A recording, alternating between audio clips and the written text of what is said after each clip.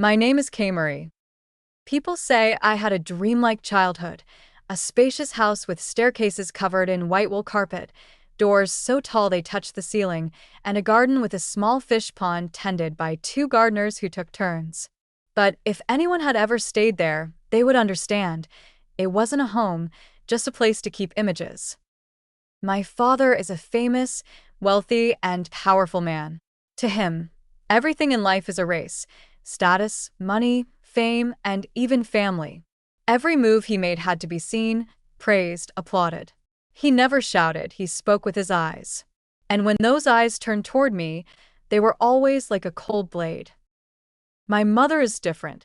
She is beautiful, charming, and seems to always be in a hurry.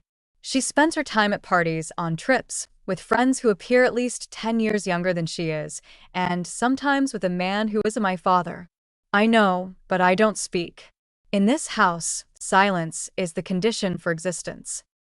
I am the only child.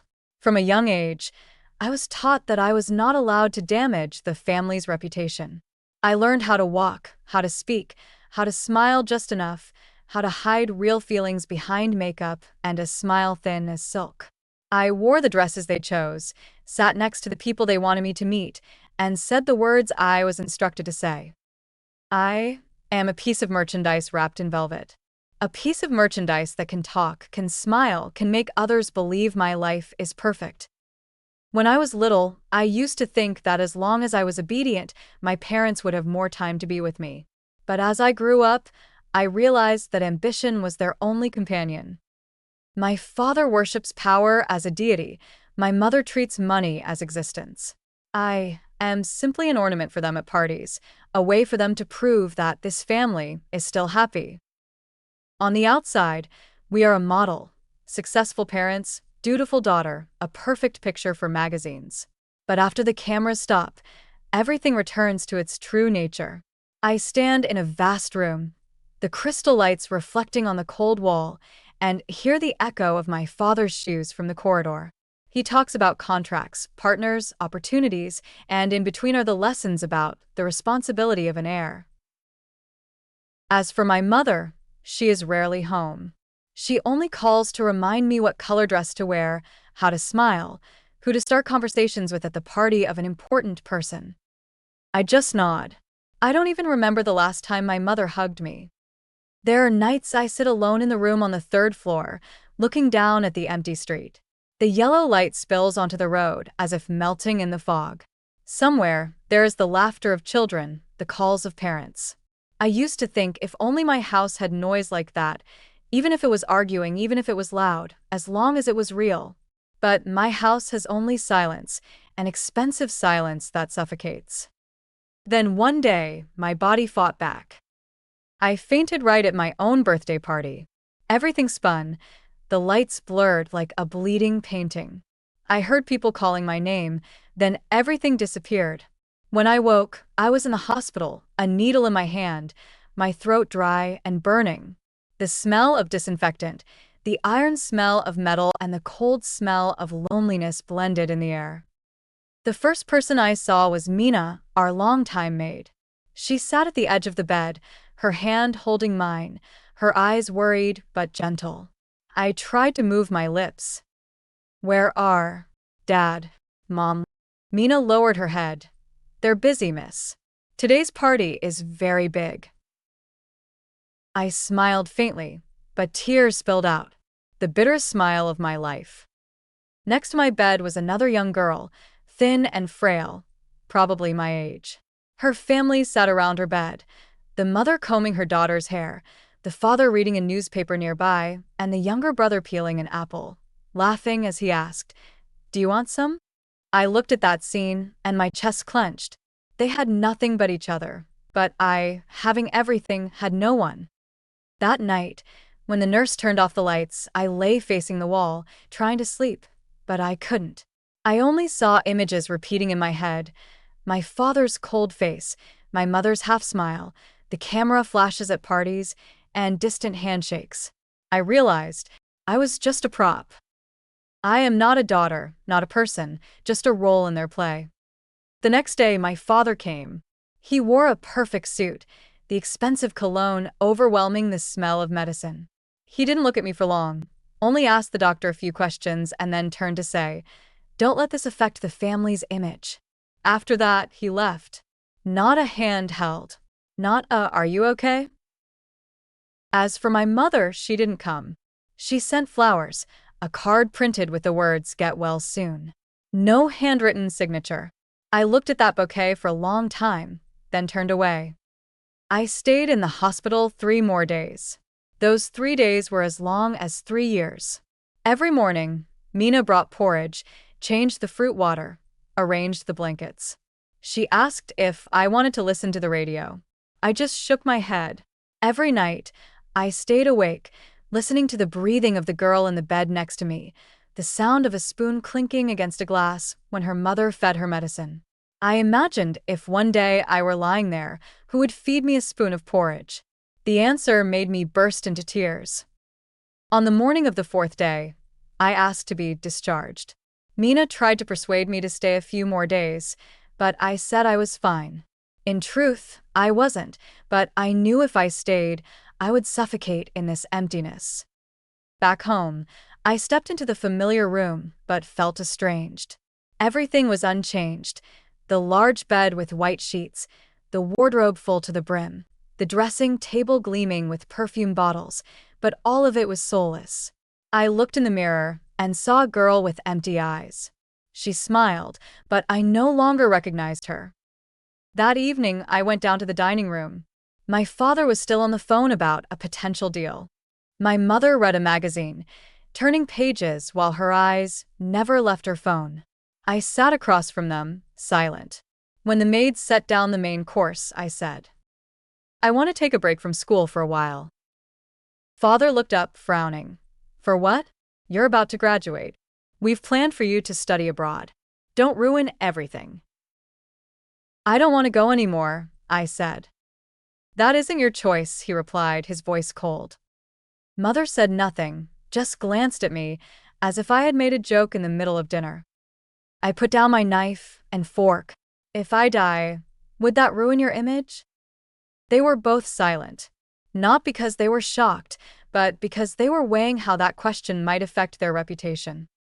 I stood up, left the table, went straight to my room.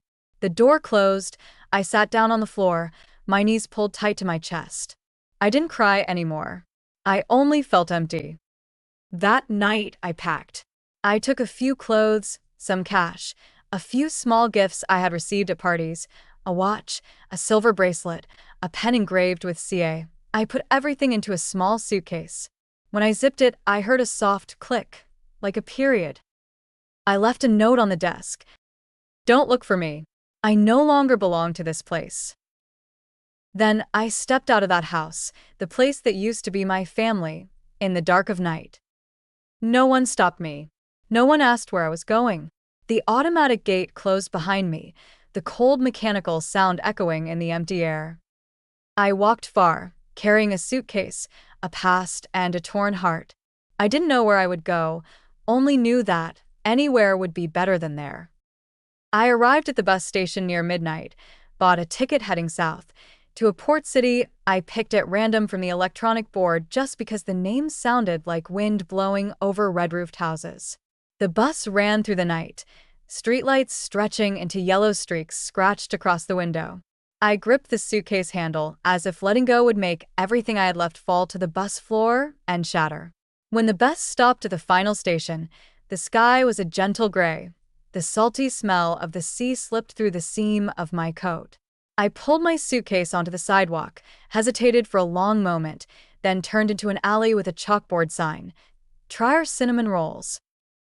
I rented a 3rd-floor room in an old brick building, the window looking onto that little alley. The room only fit a bed, a bent-edged wooden table, a dark chair, and a pine bookshelf. I opened the suitcase, folded clothes, placed the watch and the engraved pen in the drawer, then looked at my hands for a while. My fingers still trembled slightly. I boiled water, brewed tea with cheap tea bags bought at the corner grocery, and told myself that tomorrow I would start over with the smallest things I had never done before. Find a job, go to the market by myself, cook by myself, and sleep by myself in a room without anyone to draw the curtains. On the second day, I rang the bell of an independent bookstore with a green painted archway. The owner, hair silver and glasses on a silver chain, opened the door, looked me up and down, and asked, "Are you punctual?" I nodded. "Do you know how to sort books?" I nodded again, though I wasn't sure. She exhaled, flicked her hand. "Then come in and dust first." In the mornings after that, I dusted, straightened books, learned how to turn covers outward so they invite, learned to wrap packages in craft paper and jute twine, learned how to recommend to a shy boy a book with few words and many pictures. In the afternoons, I wandered through storefronts, knocked on the door of a small office with a sign, "Event Organization, Weddings, Anniversaries, Book Fairs." The owner, a red-haired woman with a flower tattooed on her wrist, looked at me and asked, "Can you bear flat shoes for 12 hours?" I said, "I have borne high heels for 12 years." She laughed. "Come help this week, unpaid. If you make it, you get on the payroll." At night, I opened an old laptop, watched free lessons about planning, budgets, how to write proposals, how to calculate flower delivery times, how to untangle string lights without breaking the wire. I wrote in a craft-covered notebook. The letters stood up straighter, like a small army no longer in confusion. I slept, dreaming of myself climbing a narrow bridge. On the other side were voices not loud, not soft, just enough. I didn't see any faces, just yellow lights and the smell of baked goods. A month later, I knew the streets, the newspaper vendor on the corner, the old woman selling wildflowers in the morning market, the locksmith who always smiled when he saw me fumbling with a worn key. The bookstore owner let me arrange a small corner. "If you're sad, read this. If you just left home, read this. If you want to forgive yourself, read this." Some people paused in front of those small chalkboards, then carried a book away as if cradling a kitten. The red-haired events owner, Rita, kept me after a wedding in a converted warehouse, handed me an envelope with my first week's pay, and said, "You can stand through a downpour without screaming." Good. Next week we sign a temp contract. I walked home, the envelope cupped in my palm, listening to the rain tapping the window. For the first time, the money in my hand didn't come from anyone but myself. I bought a small vase, stuck in a few purple statusy stems, placed it by the window. In the evening I taped to the wall a handwritten note, "To the small things, for the small things." I made a very simple website, black and white, with the service name, Small Wonders, and hung "Do You Know B." I wrote a few lines. "We believe a warm party is better than a grand event. Believe a real hug more than fireworks. Believe a chair set firmly more than a long speech." I left a phone number, an email, and a few photos taken with an old camera. An eucalyptus arch, strands of fairy lights around wooden beams, a storytelling corner with a woven rug, and a few stuffed animals. The first email came from 2 teachers. Their backyard wedding was the first small miracle, a 2-tier cake baked by the bride's sister, a 3-friend string ensemble, the neighbor's dog running and asking to have his name in the photos. When the bride hugged her mother, tears falling on coarse fabric, I knew I was on the right side of life. Everything would have kept flowing if not for that afternoon, at a community reading I set up in the park with wool blankets and a cheap mic. People came with beloved books, lining up to read a passage. A man brought a group of middle schoolers. His voice was low, just enough, not showy. He bent slightly to the ear of a boy stumbling over the words moth and said, "Imagine the moth circling a bulb. Then read slowly." The boy read it, small applause popped. When it ended, he stacked chairs, carefully aligning them. I came to thank him. He smiled, his eyes like fire in a stove, warm without glare. "Are you the one who set this up?" he asked. I said, "I only set the table. People put their stories on it themselves." He said, "Then thank you for the table." That sentence made me laugh the way I had forgotten for a long time. His name is Ethan. He teaches literature at a public school about a 10-minute bike ride away. His house is in a row of red bricks, with mint and thyme on the windowsill. The first message he sent me was a photo of a pan of soft-boiled eggs. captioned, "A reward after reading poetry with the kids." I replied, "Pretty yolks." He said, "When you're free, I'll cook breakfast." I stared at the message for a long time, suddenly feeling an old small ache, the feeling of wanting to say yes but being afraid of someone judging me. Then I typed, "Weekend." His mornings had yellow light and the smell of real coffee, not scent sprayed by a diffuser at fixed times. The fridge was stuck with magnet souvenirs of places he had been: a national park, a museum, a roadside eatery. I counted 8 different mugs, no two alike. They didn't make a set, but together they felt strangely right. He asked how I took my coffee. I almost said people usually decide for me, then swallowed it and answered, "Black." He poured slowly, slid it to me. Soft-boiled eggs, buttered toast, greens sautéed with garlic. I ate, and for the first time felt I didn't have to perform any politeness tricks. We walked past the red brick houses, past a mechanic whose hands were always oily when he smiled or waved, past a playground where a mother carried her child on a swing. The wind blew, the sound of the city murmured, enough to cover the hesitation in my voice as I talked about the new job. He listened the way one listens to an old song, knowing when to nod, when to be quiet. I told little about my family. In fact, I didn't. But when we stopped at a thrift store with a sign, "Everything has a second life," he said. "Objects have a second life, let alone people." In the days after, he appeared like a good habit, helping me hang lights, bringing bandages when I nicked my hand, texting, "Remember lunch?" I helped him tape posters for a poetry reading at school, set up a borrowed table from the church, choose folding chairs. He didn't ask by nature, but one night I told it myself, not the long story, just fragments: cold hallways, gifted flowers without a handwritten signature, white hospital beds, a stranger's voice asking whether I had eaten. I thought he would put his hand on my back and say, "I understand," but he just handed me a cup of warm water. "Drink, then let's go to the river. The night is beautiful." We went, looked at the dark water, yellow lights dotted on its surface. I felt my lungs open. I didn't dare ask about his family, but the answer arrived before the question. One evening he said, "We have family dinner on weekends." Come. I startled, felt my pulse skip. The old fear of being scrutinized, of someone asking questions that made old walls tremble. I stammered, "I don't know." He smiled lightly. "Here no one asks what you earn. They only ask what you like to eat." I nodded, but my heart still shook. That whole day I stood before the mirror, changed dresses 3 times, then chose the most ordinary white shirt, blue jeans, and a pair of brown flats already a bit worn. I tied my hair low, washed my face clean, put on nothing but balm. I wanted to be seen, not displayed. His mother, a retired nurse, opened the door with a smile lined beautifully. She greeted me with an unceremonious hug, asked if I had any nut allergies. His father, a mechanic, came from the garage, wrench still in hand, saying "Hello, dear" in a voice that made me want to cry immediately. His sister, the owner of a small bakery, skipped into the kitchen, dragging me along like pulling an ally to her side in the war of cocoa powder or melted chocolate. We made both. While waiting for the cake to bake, his mother brought out a tin box full of small folded slips. Our table has this game. Each person draws a question. His father got, "What made you grateful this week?" He said, "A customer returned just to say thanks because the engine starts like new." His mother said, "It rained right when the time needed water." His sister said, "The oven behaved." My turn came, my hand shook a little.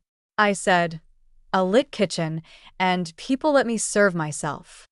The table fell quiet for a second, then his mother smiled and nodded. The meal was simple: roast chicken, mashed potatoes, salad. The fragrance of fried garlic circled the kitchen, climbed the curtains, slipped into my hair. After eating, everyone washed dishes. One washed, another dried. His father stood on a chair to put bowls on the high shelf. His sister brought out the cake, declaring, "Thanks to you, it rose beautifully." I smiled, took a bite. The bitter chocolate touched my tongue, sweet just enough, crumb fine. I wanted to say thank you for letting me be here, but my throat clogged with a warmth I didn't yet know how to name. From then, I started having my own mug at his house, a pale blue ceramic with a chipped rim. I left a pair of slippers in the kitchen corner, a tube of toothpaste in the bathroom. Small things stayed before I dared say I'll stay. In the morning, I brewed coffee with a small pot, left a note, remember lunch. In the evening, I brought a few bundles of wildflowers from the market, put them in a washed glass jar.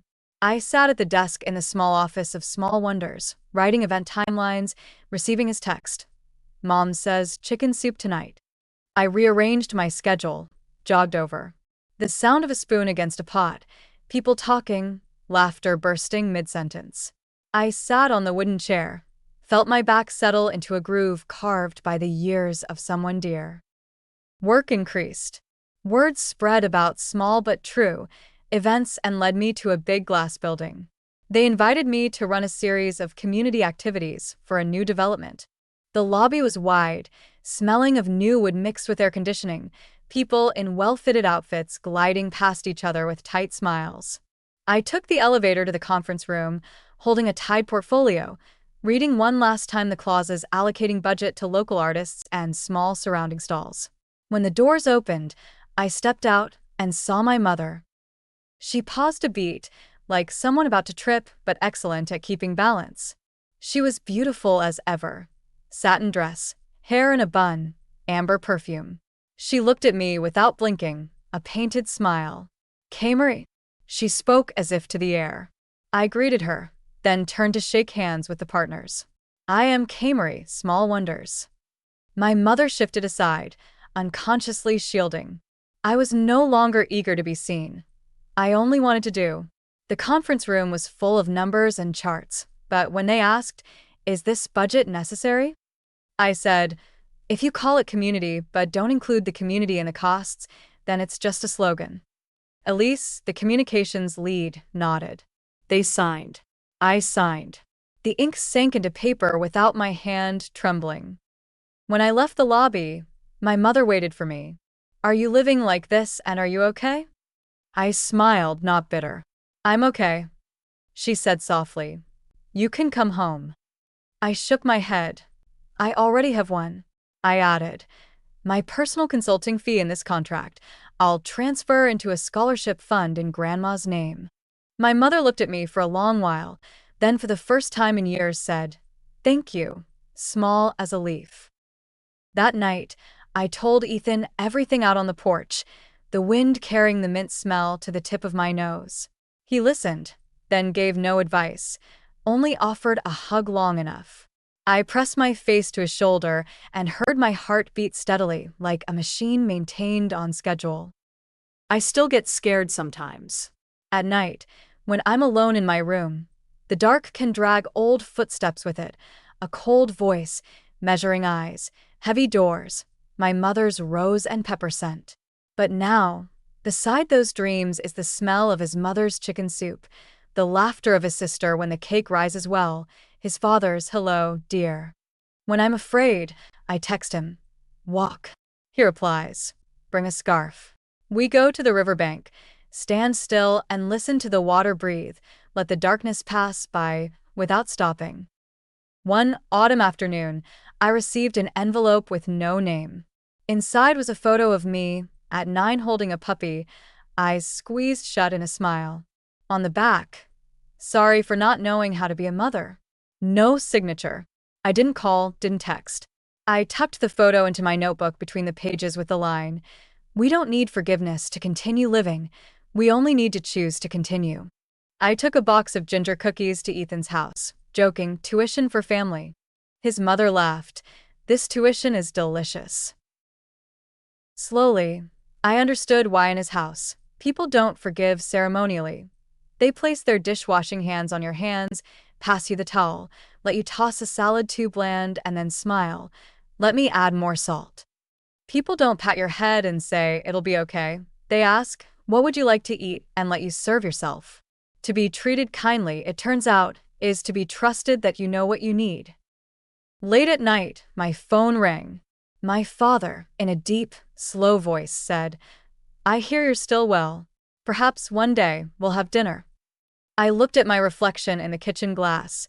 Hair tied low, thin sweater, eyes at peace. Perhaps, I said. One day.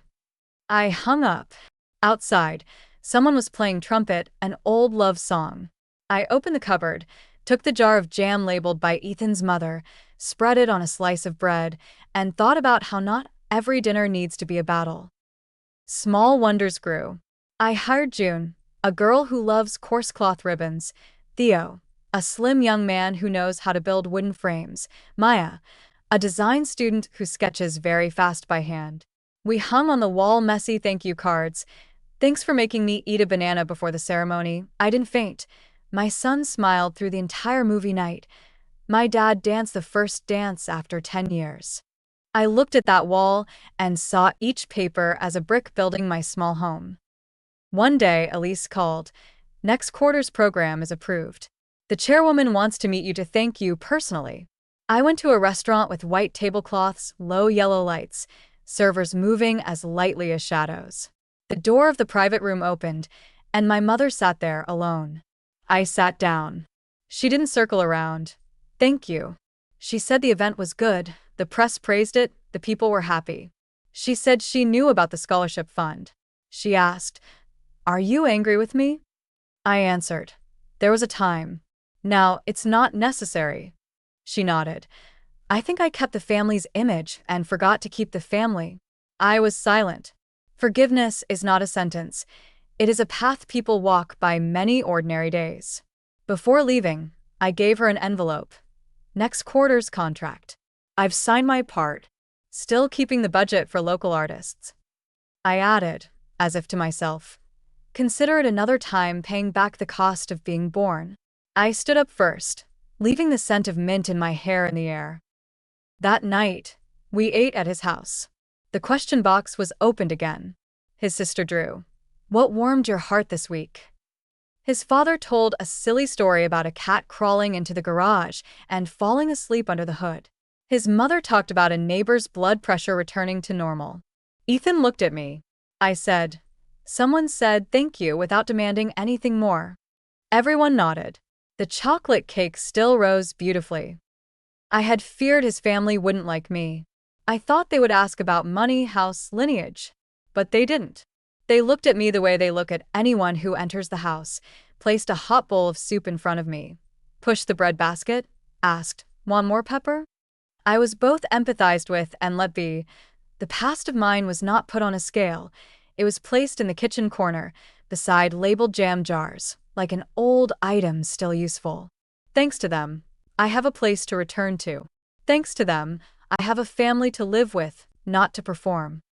At night, I opened my notebook and wrote, "Today I'm grateful for a pale blue ceramic mug with a chipped rim, for a dining table stained with tomato sauce, for the words, 'Hello, dear,' at the door, for a shoulder to lean on without fear of judgment." I put down the pen, blew out the candle. Across the way, the city cast bright squares onto the ceiling. I closed my eyes, heard the trumpet fade. I remembered those nights in the old big house, lights dazzling but cold. Now I sleep in just enough yellow light, knowing that if I wake from a bad dream tonight, someone will hand me a warm cup of water and say, "Drink, then sleep again." In the morning, I opened the door, moved the pot of thyme inside because the weather was turning to rain. My phone buzzed.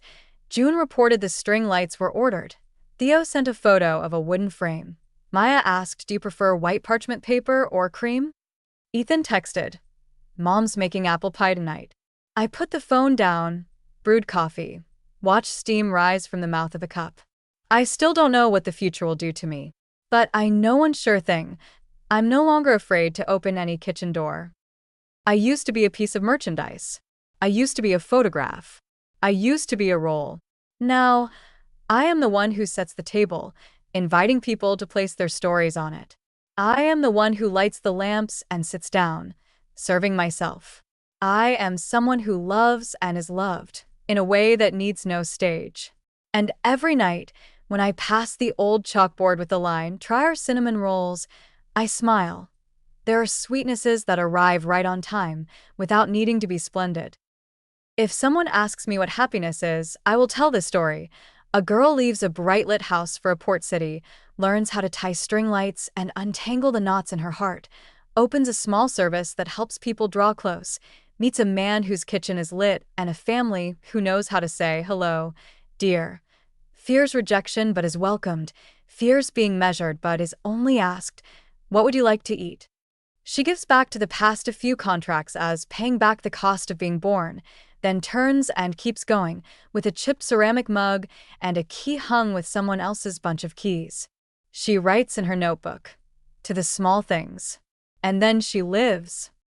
Time passes, as if life is teaching me the language of peace, slow, small, and steady. I no longer count how many days I've gone from the old house. I only know that every morning, light sneaks through the curtains, falls on the pot of thyme on the sill, and I am still there, to breathe, to live, to love. Small Wonders has become a small company in the true sense, with a slanted wooden signboard, glass doors always scented with flowers, and scraps of stories that soften my heart. Once, a widower came to ask us to organize a celebration for the 50th wedding anniversary that we never got to hold. I asked, now that she's gone, why do you want this ceremony? He smiled and said, to remember that loving someone doesn't require that person to be present. I said nothing, only helped him stick each photo and straighten the ribbons so it sat right. That day I cried behind the curtain because I understood that some wounds don't need to heal, they only need to be seen. Ethan is the same, like the chipped mug I use each morning. He isn't romantic in a cinematic way, but he always knows when I need silence and when I need a hand on my shoulder. Some days I come home to a pencil note on the fridge. Remember your coat, it'll be cold. Some days I leave a note on his desk. Thanks for not asking too much. We love each other without noise, like two small rivers meeting, not making a waterfall, just quietly merging and flowing the same way. His family has become part of my life. Every weekend, I help his mother prepare dinner, wipe tables with his father, laugh with his sister when the oven automatically turns on smoke mode, as she jokes. They treat me like family not because of who I am, just because I am there. They let me arrange flowers the way I like, let me brew coffee so strong no one else can drink, yet still laugh and say, you make it strong enough to wake us. One day his mother placed a hand on my shoulder and said, you have the eyes of someone who has endured much, but now knows how to see with her heart. Keep it, don't lose it. I nodded, feeling my heart warm bit by bit. Sometimes I still meet people from the old world.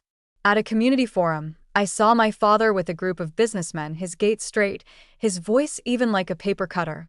He saw me, paused briefly, nodded slightly. I nodded back. No resentment, no longing, no need for more words.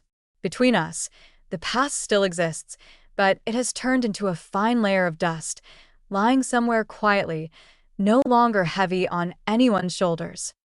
I used to think freedom was leaving. Now I understand. Real freedom is being able to stay without fear. I no longer run from the past.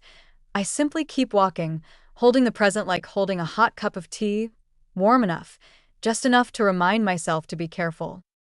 One winter, Ethan proposed. Not in a fancy restaurant, no sparkling lights, just a morning with light snowfall. He knelt in the backyard where I was stringing lights for the Christmas event. He smiled. You've helped so many people find a place to return to. I think it's time you had one more. I didn't manage to say anything, only hugged him, tears touching the collar of his sweater, blending with a scent of pine and mint. Our wedding was held in his backyard, now also mine. Everything was so simple that many people thought it was a picnic. A long table of old wood, flowers in recycled glass jars, a cake made by his sister, and the voices of his father, and an old friend singing in the wind. I didn't wear a complicated dress, just a light white one, a small bouquet in my hand. When I stepped out, his mother's eyes brimmed, and his father quietly reached out his hand to me, his voice catching as he said, "Welcome, daughter." I looked around, saw the people I love smiling, saw yellow lights falling on the table, and for the first time in my life, I thought, this is the real family. As the ceremony neared its end, someone sent white roses without a name, just a small note. May you be happy because you deserve it. I knew who it was. I smiled, not sad, only light as a breeze through willows. I placed that bouquet on the table next to a photo of me and my mother when I was small, the only photo in which she smiled naturally beside me. She is still somewhere, in me, in all that I have forgiven without having to say so. After the wedding, life returned to its ordinary rhythm. Ethan taught, I managed work. Every evening we cooked together, listened to jazz together, and read before sleeping. There are nights I wake at midnight, look at him lying beside me, the moon glinting on his cheek, and I think silently, if this is a dream, please let no one wake me. 5 years passed. Small Wonders now had its own office, a small but passionate team. I no longer did everything alone. We organized community events, creativity camps for children, book sharing days, birthday parties for the homeless. I was invited to speak at a university on living truthfully in a fabricated world. When I told my story, a girl raised in a high society family, forced to live for others' honor, then leaving everything to begin again, the auditorium was silent as if sound had been removed. A student asked, if you could choose again, would you want to be born into a different family?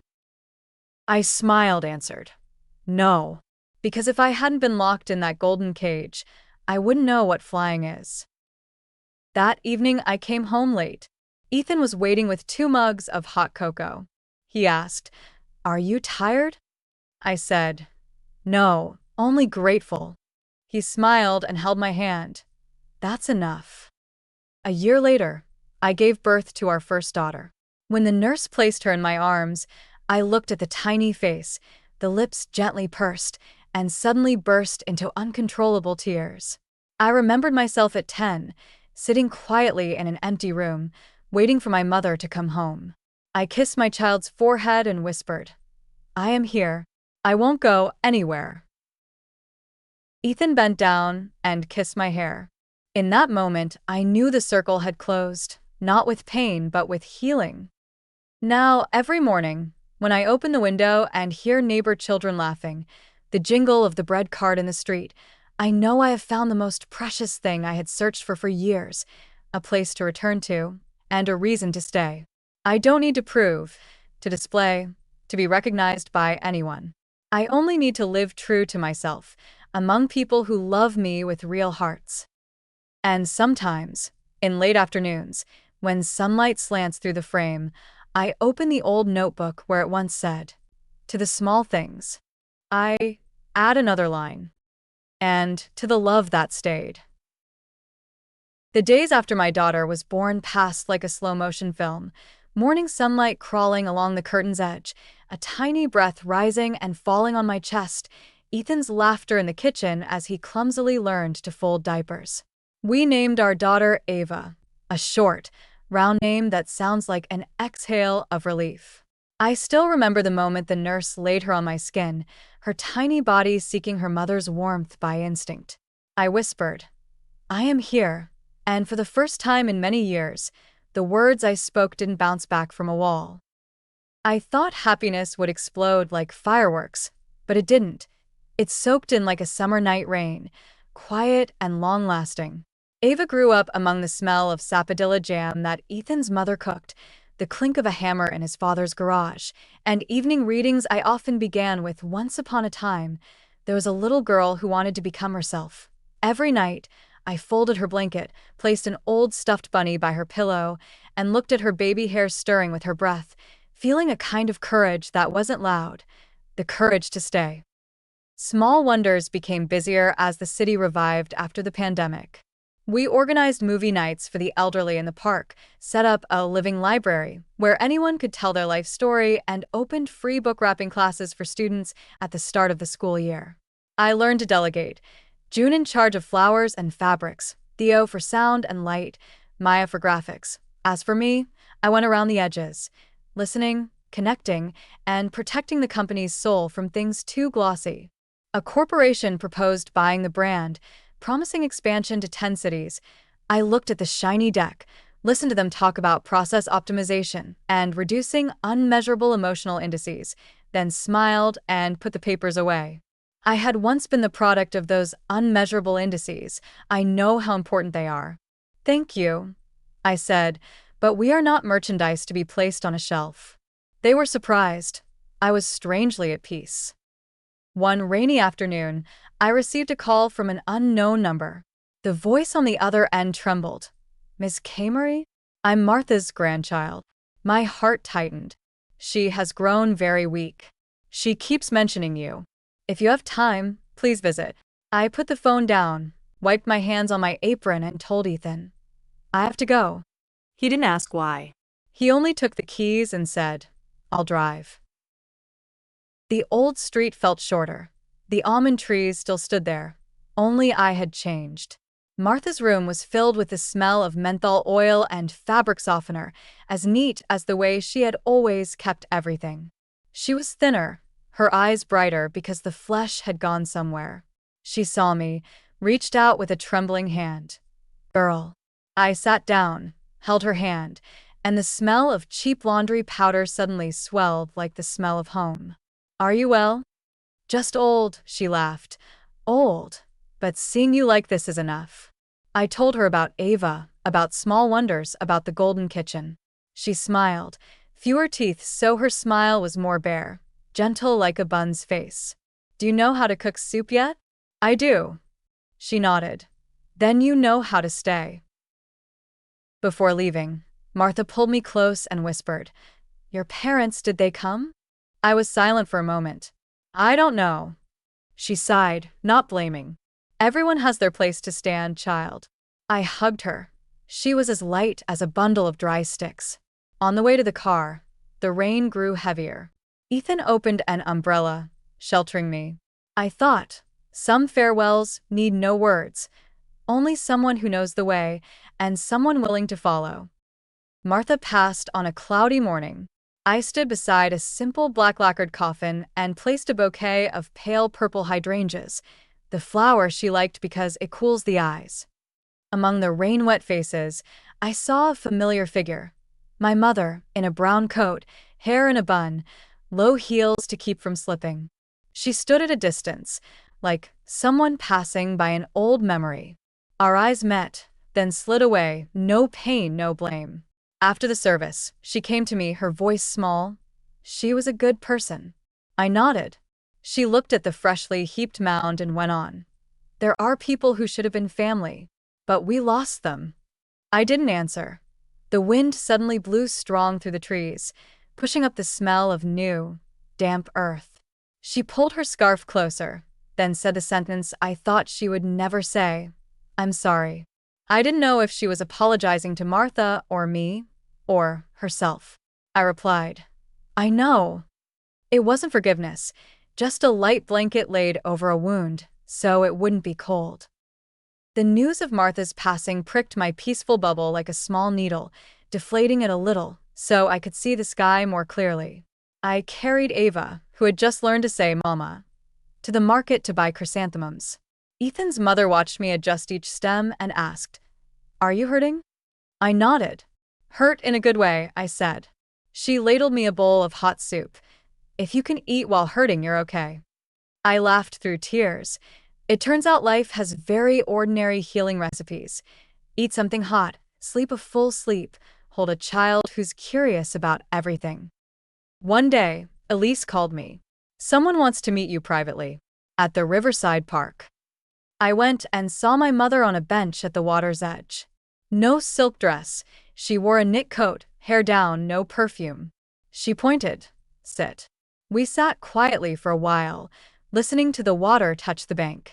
She said, You know, in the past years I often opened the house at night, turned on all the lights, to see the house bright. But if it stays bright too long, the eyes tire. She turned to me. Today I want to see the baby. Could you bring her for me to look at? Not for photos. Just to look. I looked down at my hands. My fingers trembled less now than up. Yes. But you'll be a guest only. My house is small, noisy, with no rules.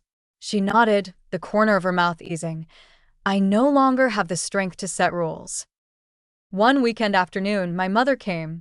The kitchen rang with careful, hot, "Ava, don't touch that. Ethan, pass me the sieve." She stood in the doorway like a person at the border of a new map. Ava ran up. Doughy fingers touched the hem of her coat, leaving a white handprint. I held my breath, bracing for a scold, a frown. But no, my mother bent, touched the flour mark, smiled. "You were never dirty in the past." I replied, "Being dirty is a sign of being alive." She chuckled softly, watched Ava chase Ethan's niece to learn how to use a star-shaped cookie cutter. I suddenly saw little strings thrown across the distance between us, made of flour, butter's warm smell, children's laughter. For the first time, I didn't feel I had to choose between past and present. I only needed to open the window and let the wind pass through. There are nights I lie listening to Ethan breathing next to me, thinking about the things I used to fear: judgment, loneliness, heavy doors, the word honor. Fear is still there, like an old object in a tin box with a label. Sometimes I open it, look at it, check whether it still hurts. I realize the label matters more than the thing inside. I wrote on it: "Fear, seen, learned, not thrown away." That is enough. What you can name no longer holds the same power as when you peeked at it through a keyhole. Ava grows with the seasons. She knows the names of plants in the garden, knows to ask before taking a cookie, knows to hug her Nana, Ethan's mother, and call her Nana, knows to run to the garage calling Grandpa to pretend to turn a bolt.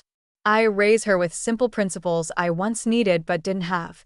When she speaks, I listen. When she cries, I stay. When she's afraid, I turn on the light and sit close. Some nights she asks, "Mom, did you have a mom when you were little?" I stroke her hair. "Yes, but she was busy. Now she's less busy. Do you want to see her?" Ava nods. I smile. "Then we'll meet her at the park and eat ice cream. No photos, just ice cream."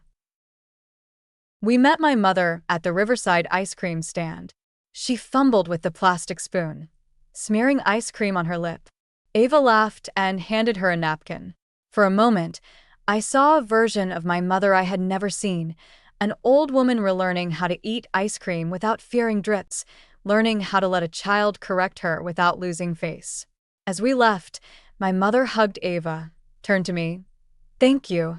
She didn't apologize further, didn't promise anything. I didn't either. We let the small things go first. The rest would come if needed. Small Wonders launched a new program, The Open Table. Once a month, a long table spread in the square where anyone who comes has a seat. Food contributed together, stories contributed together. On the first evening, the table had all kinds of people: a student far from home, a retired motorbike driver, a couple married 40 years, a boy with a ukulele. My mother arrived late, sat at the edge, listening to others. She no longer needed to stand in the center. I walked along the table, pouring water, placing more bread baskets. Ethan stood at the end, giving a thumbs up. I nodded back. His parents sat with some kids, showing them how not to spill soup as they poured. His sister carried out the cake, laughing loudly. Ava ran back and forth with a small spoon, hurrying. "Mom, is there anyone without cake?" I looked at that scene and saw a picture that needs no frame, a real community. There were challenges, of course. One rainy season, the string lights we hung shorted and sparked right before opening time. Theo shed his raincoat and fixed them like a warrior. I pressed the schedule to my chest, mouth saying, "It's okay. Everyone sit closer. Eat first, talk first." A group of reporters came. I smiled. A mishap is part of the story. They turned on the camera and recorded an old woman in a knit cap telling of a love at 17 and the laughter of children in the rain.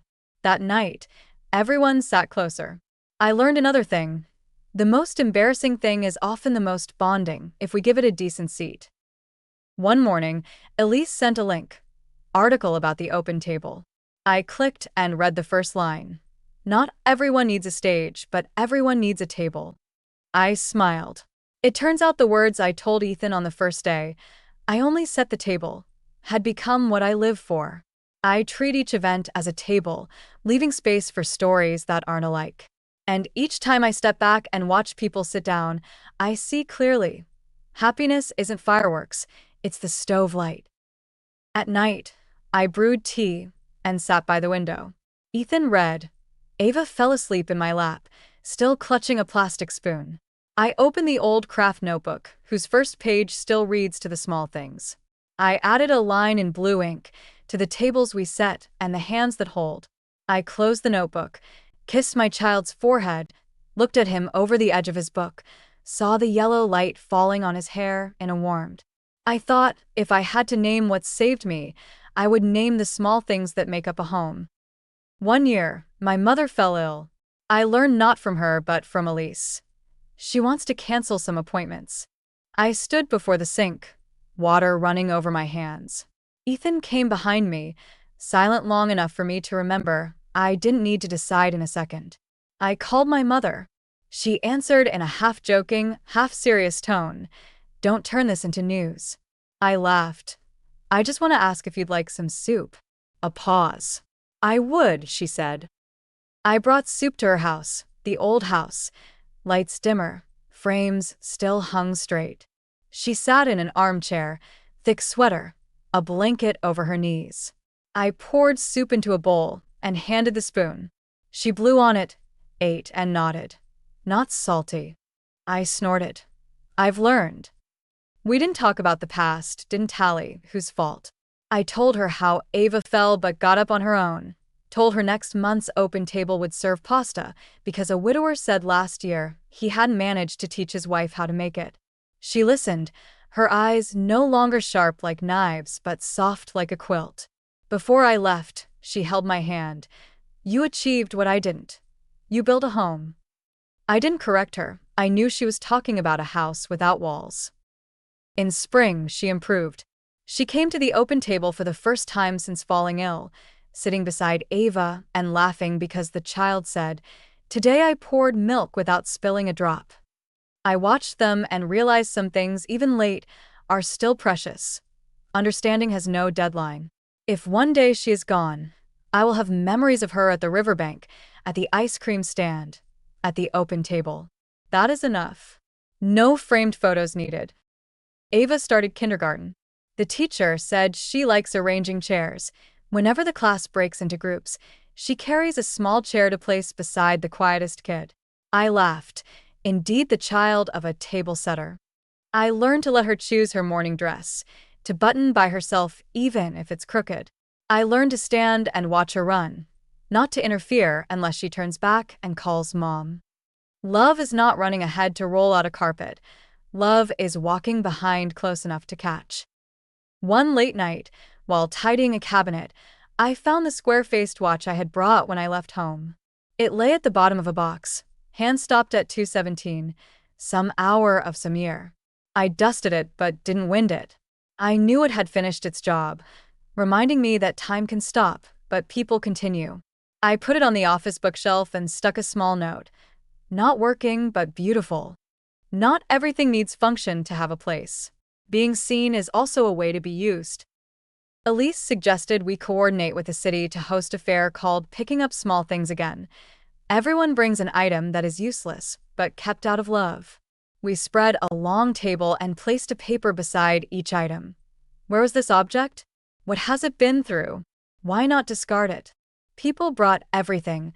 A chair with a broken leg, a lid without a box, a dress with a torn hem, a paper crown from a child now grown. My mother brought a pearl button, fallen from her wedding dress long ago. She wrote, "This button fell on our wedding night. I put it in my pocket, meant to sew it back, and then forgot. Today I remember." I read and felt my throat warm. Next to it, a boy wrote, "I picked this stone by the river the day my sister was discharged. Whenever I touch it, I feel calm." Useless objects formed a museum of meaning. In the afternoon, I stood in the room and understood that all my chips and cracks had been labeled. Nothing needed hiding anymore. One day, Ethan brought home 2 train tickets to a small seaside town. "A weekend escape," he said. We left Ava with her grandmother, took a small bag, and went. The weather was mild, the waves gentle, the sand thick and wet near the water. We walked along the beach in silence. He picked up a broken shell and handed it to me. "Isn't it beautiful?" I looked and nodded. "Beautiful." He held my hand. "I know some things won't return to their original wholeness, but they're beautiful in another way." I smiled. "I don't want to go back to the old way." We sat, the sand cooling up through our clothes. I closed my eyes and listened to the sea. I thought, if on the day I left home someone had whispered one sentence into my ear, I would have wanted it to be, "You will be able to love again." When we returned, the mailbox by the door had a nameless parcel. Inside was a burlap-bound album, the cover hand-embroidered with CR, the initials of my name. On the first page, a photo of me at 4 grinning with drool. On the second, a certificate of my 3rd grade writing prize. On the third, a photo of me in the garden holding a wildflower, not satin, no big bough. At the end of the album was a card. "I found this in storage. If you want, keep it. If not, burn it. Your choice." I sat on the rug and flipped each page without crying. I took a sheet of paper and wrote, "Keep, not for the images, but for the story." I placed the album on a high shelf between my books and Ava's fairy tales. The past sits where my hand can reach, not on a spot above my head. One day, Ava asked, "Mom, why do we set tables all the time?" I lifted her onto the empty table before dinner and pointed to the chairs around. "Because without a table, people stand holding plates, eat in a hurry, then leave. With a table, people sit, put down their elbows, rest their chins, and listen longer." She nodded, not sure she understood, but the way her hand traced a circle along the table's edge gave me faith that her body remembered. Children learn with their bodies before their letters. I want to teach her that love is the same. When Ava was 6, the open table turned 3. We spread a longer cloth than usual, embroidered with messy stitches like a map of meetings. I watched people fill the seats, smelled rain tucked in clothes, saw warm light soak into the eyes of someone who had just cried. I pulled from my pocket a familiar slip. "What am I grateful for this week?" I wrote, "For chairs with missing paint that still hold," and dropped it into the tin box, pushing it toward Ava. She picked it, read it aloud in a slightly stumbling voice, and someone clapped. We laughed. No one asked what honor is. Everyone knew what it is to be full. That night, when the house was quiet, I went to the kitchen and poured water. The pale blue mug with the chipped rim sat in its usual place. I touched the chip and liked it better than when it was whole. I remembered the story of a cracked teacup rimmed with gold, kintsugi. The Japanese believe the cracks are part of a history worth cherishing. I didn't pour gold into the chip. I poured water and drank. The cool taste of water, the cold of ceramic, the warmth of my hand. These 3 tastes made me feel alive. Enough. Before turning off the light, I opened the notebook again. I added a line, small but sure. "To the second chances that never asked to be dramatic." I closed it, set it on the stack of books, and went to the bedroom. Ethan had already fallen asleep. Ava hugged her bunny, her hair messy like a puff of cloud. I slipped under the blanket, smelled the sunshine still caught in the threads, placed my hand on my chest. Steady heartbeat. I whispered, praying to no one, only speaking for myself, "I am home."